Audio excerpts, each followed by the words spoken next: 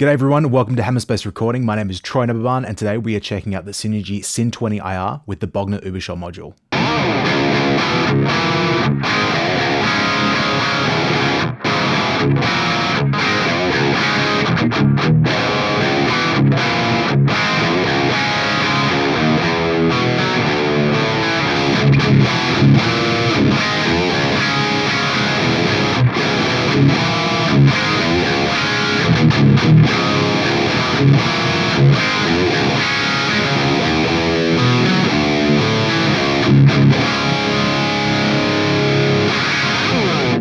Alright, the Bogner Uberschall. This is not an amp that I've had any experience with, the real amp.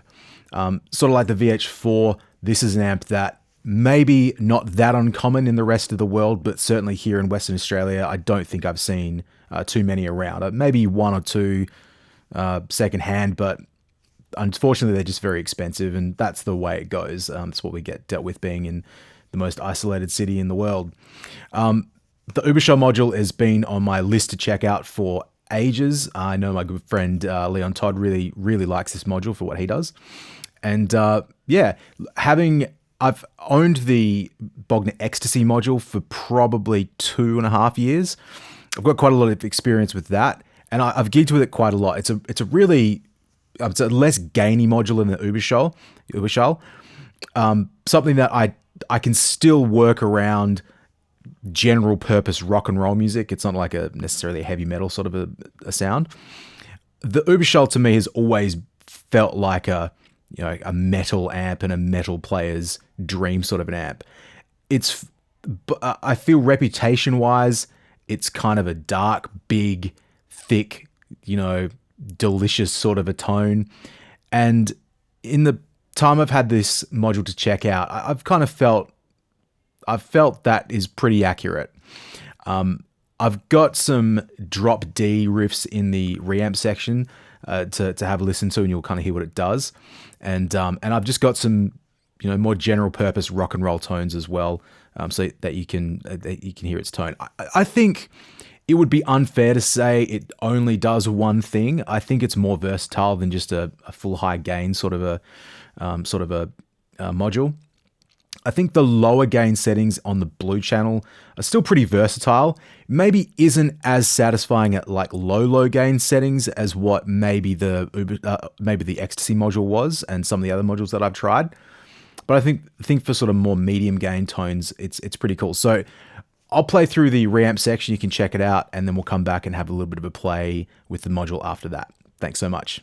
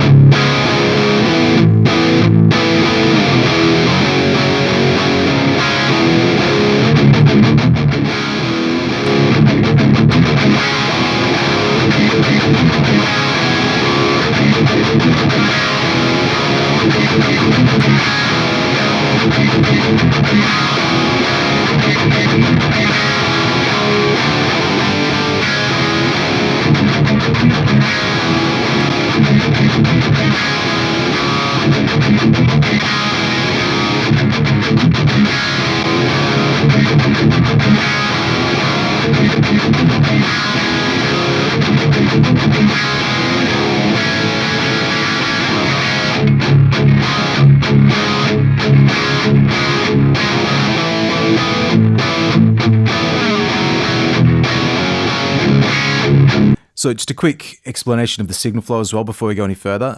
That was all my Gibson Les Paul standard, 97 Les Paul standard with bare knuckle cold sweats, all bridge position stuff because that's just how I roll. Reamping the signal through an Undertone Audio GB tracker through the Syn20IR into a Marshall cabinet from the early 2000s, mic'd with a single SM57 on the sweet spot. So playing through the reamp section, it really helped me understand this amp a little bit better. We'll start on the blue channel and I'll make a couple of observations. So the current setup at the moment, I have the first section, the pre-EQ section on the switch at the top, which is sort of the setting that I guess I preferred the most for general purpose rock and roll. It's I'm assuming it's just some sort of bright cap. I'd have to look into it a little bit further to understand what it does. But the lower the gain knob is in this setting, it just thins out. It doesn't really get that less gainy. You can sort of hear it. Sort of sounds a bit kind of nasty down there before it finally kicks into a pleasant rock and roll territory. Before it opens up a little bit. I find the middle section, so without any EQ at all, I still like the tone of just cranking the gain up a little bit higher.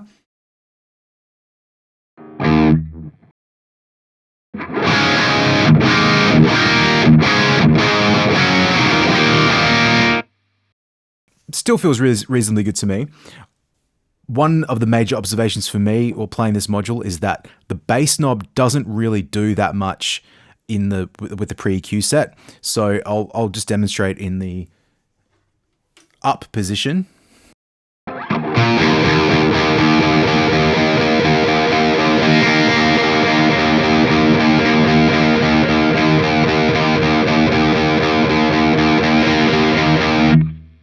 So for me, between like 12 o'clock and full out in this channel, sounds kind of the same. That's not really a big problem. I don't like to exaggerate the EQs that much anyway when I'm playing, and I find at louder volumes and at high gain settings, I tend to turn the bass knob down anyway. So it kind of suits the way that I play. I didn't mind turning the mids and treble up a little bit on this module. It sort of opened it up a little bit. Probably the biggest takeaway from this module in this specific setup with the Syn20IR is I really preferred Structure Switch C than any of the others. I don't know if this is true or not, because once again, I haven't played the real amps. I've really just familiar with it through, people that have used it, and I've tried it in modelers and those sort of setups as well. But I hear it reputationally as being more like a dark, big sort of sound. I feel like Structure Switch A with this module is just a little stiff sounding. It just softens the transient a little bit. It feels like there's a little bit more bottom end or a little bit more low mids or something, and it just has a bit more girth to it. So I find it quite satisfying on this module. Whereas I think on the VH4, it just felt like it blew it out a little bit too much. When I play something in drop D, I mean, you heard it on the reamp tracks, but I'll play something on the red channel in drop D, and it's the same sort of thing. Like, even though it's a little slow, it just kind of feels meaty and chunky, which I really liked. The what is it called?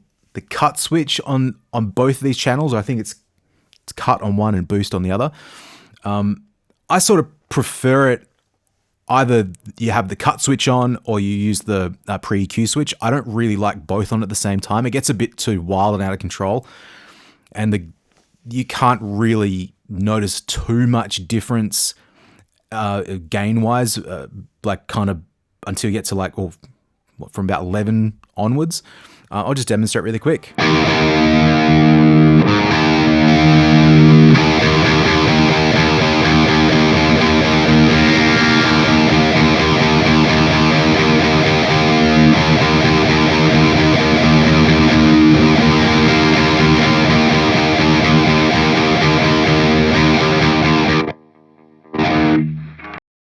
It's not super different at all. If anything, when I start playing riffs, and you notice it more in the reamp section, start to riff out a little bit, it just gets kind of squishy and a bit too gnarly sounding, which that's not my bag, but if that's your sort of thing, then that's pretty cool. If you want to rip some leads, maybe it works a little bit better for that. I would say at the moment, just with the reactance knob at around 12 o'clock, we get that sort of a thing. I'll turn it up a little bit.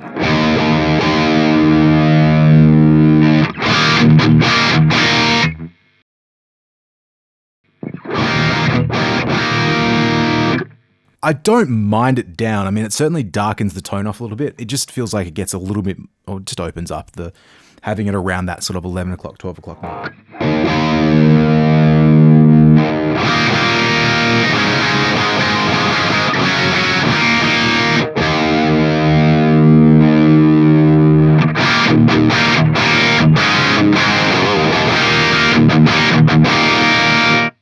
Somewhere around there feels pretty balanced to me. If I was to take this to gig with or use it on a session when I don't want full out balls out high gain, sort of around there. So the top pre-EQ switch in the top position, gain is somewhere around 2 o'clock, and just a little bit of mids and a bit of treble on structure C. That feels pretty cool. Okay, I'm in the red channel now. I put the guitar into drop D to play some riffs because, you know, that's what we all want to hear.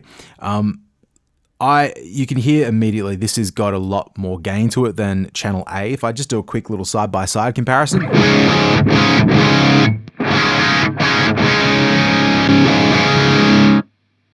I still prefer it with structure switch C on. It just helps to give that, the tone that I think of when I think of an Uberschall is that like big, meaty, girthy sort of thing. It feels like with structure switch C on, and I'll just quickly show you. C versus A,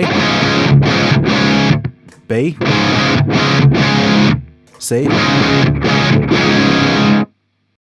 It is a little darker sounding, but dark doesn't necessarily mean that it's got a blanket over it, or it doesn't mean that it's muddy.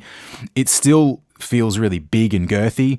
And it's almost like a little slower as well. Like you can just sort of lean into the chords a little bit more. So as much of a tonal thing that it changes, a feel thing it really helps with this module, I find. And that's not really the same experience that I had with the VH4 module. So, you know, it's a horses for courses situation. That's why it's really useful to have these switches. On this module, I probably prefer the EQ switch in one of the positions. When it's in the middle, it feels just a little bit flat. I mean, I guess it would be flat because it is off. The pre-EQ is off. You get a little bit more of that sizzle and a bit more of that cut and clarity when the EQ switches are on. So just to quickly demonstrate.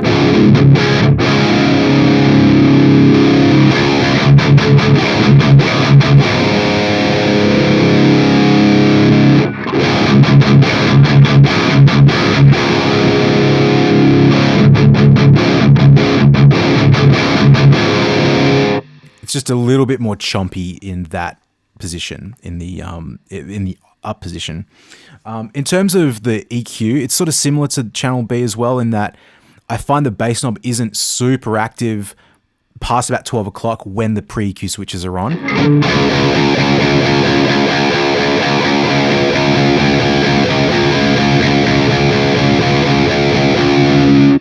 It feels like it adds a little bit in the like sub low, but it's not really blowing the module out.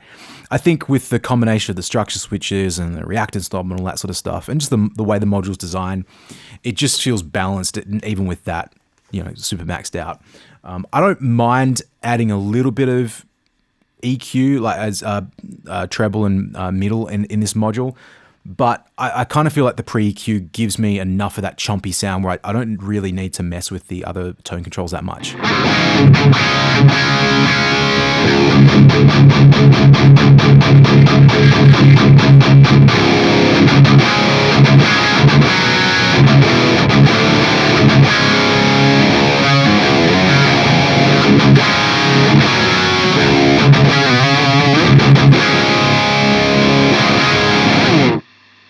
As far as the gain goes, I've left the gain pretty much at 1 o'clock, 12 o'clock, 1 o'clock. Certainly it's got more than that, but it's sort of a bit of a, law of diminishing returns. Once you get past about the 1 o'clock, 2 o'clock position, it just blows out a bit too much for me.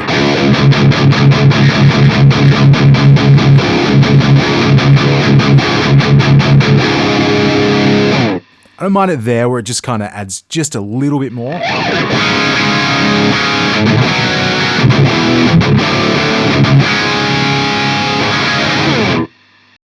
I've got the boost switch on at the moment, which certainly adds a little bit extra source to it. We'll just flick that off and hear what it sounds like. It does make this channel quieter. Boost on. Boost off. So it's something you really need to compensate for with the master, the channel volume output control.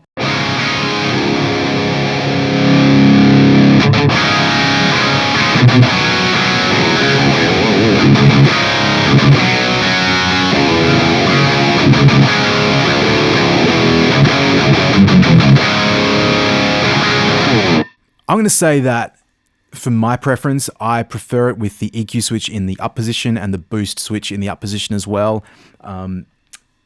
Structure switch C, maybe a little bit of high and mids added into it. I don't really need too much more bass boost in, so I feel like it's pretty chunky as it is, and you get this sort of...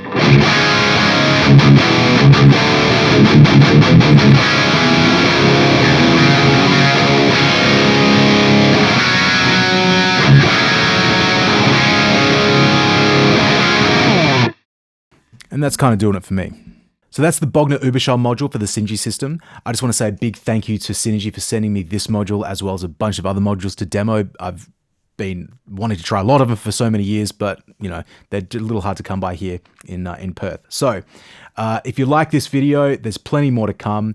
Please like and subscribe. I've finally become that person that can say that at the end of a video. Go tell your friends, go tell your mum, and I'll see you on the next one. Thank you.